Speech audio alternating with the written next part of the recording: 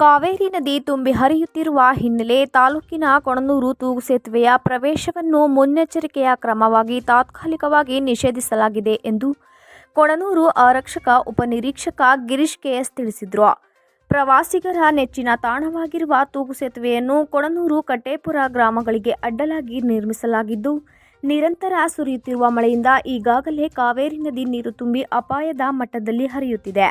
ಇದರ ನಡುವೆ ಸುಮಾರು 22 ವರ್ಷಗಳ ಹಳೆಯ ಮತ್ತು ಶಿಥಿಲಾವಸ್ಥೆಯಲ್ಲಿರುವ ತೂಗು ಸೇತುವೆ ಮೇಲೆ ನಿಂತು ಸೆಲ್ಫಿ ತೆಗೆದುಕೊಳ್ಳುವ ನೆಪದಲ್ಲಿ ಅನಾಹುತಗಳಿಗೆ ಅವಕಾಶ ಮಾಡಿಕೊಡಬಾರದೆಂಬ ಕಾರಣದಿಂದ ತಾತ್ಕಾಲಿಕವಾಗಿ ನಿರ್ಬಂಧಿಸಲಾಗಿದೆ ಎಂದರು.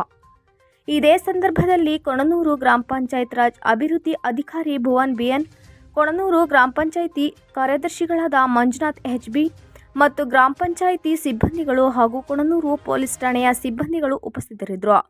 ಅರಕಲಗೂಡು ಟೈಮ್ಸ್ ರವಿದುಮ್ಮಿ. ವಿನಂತಿ, ಈ ಕೊಡಗು ಭಾಗದಲ್ಲಿ ಅತಿ ಹೆಚ್ಚು ಮಳೆ ಆಗ್ತಾ ಇರೋದ್ರಿಂದ ಎಲ್ಲ ಕಡೆ ಪ್ರವಾಹದ ಭೀತಿ ಇದೆ. ಮತ್ತು ಇದು ತೂಗು ಸೇತುವೆ ತುಂಬ ಹಳೆಯದು, ಸುಮಾರು ಒಂದು 20 ವರ್ಷಕ್ಕಿಂತ ಹಿಂದಿನ ಹಳೆಯದಾದ್ದರಿಂದ ಎಲ್ಲ ಶಿಥಿಲಾವಸ್ಥೆಯಲ್ಲಿದೆ.